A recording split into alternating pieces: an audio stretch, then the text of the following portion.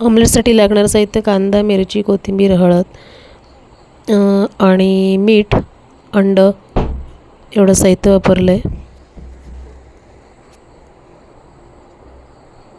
त्यानंतर म्हटलं Schezwan Schezwan fried rice आणलेला, त्याची शेजवानची चटणी आणलेली.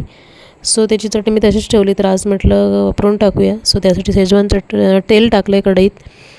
तेल जरासं गरम केलं आहे, कारण एकदम खूप गरम केलं तर चटणी उडते अंगावर. सो थंड तेलात, जरा कोमट तेलातच मी शेजवान चटणी टाकली आहे.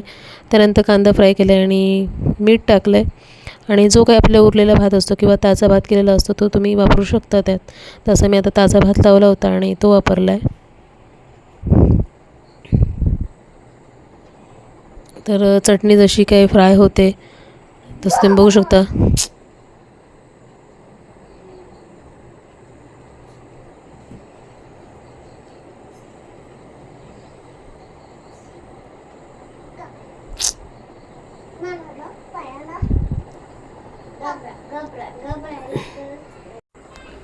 तर तुम्ही बघू शकता एवढं सगळं साहित्य टाकल्यानंतर मी भात टाकला आहे. दोघांसाठी भात केला होता, पण मिस्टर काय जास्त जेवले नाही, कारण त्यांना सध्या बरं नाही आहे.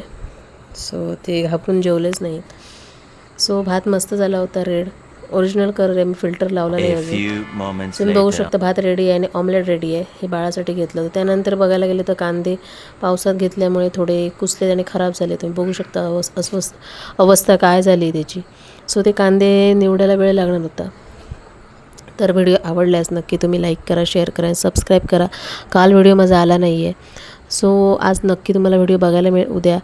तर व्हिडिओ बघण्यासाठी नवीन व्हिडिओला बघायचे असतील तर नक्की चॅनलला भेट द्या आणि सबस्क्राईब करा चॅनलला. चला भेटू नेक्स्ट व्हिडिओमध्ये उद्या. असंच काहीतरी नवीन आणेन. तोपर्यंत भेटू नवीन शॉर्ट व्हिडिओमध्ये. माझ्या नवीन शॉर्ट व्हिडिओ आहेत त्या पण तुम्ही नक्की बघा. चला भेटू. Bye bye. श्री स्वामी.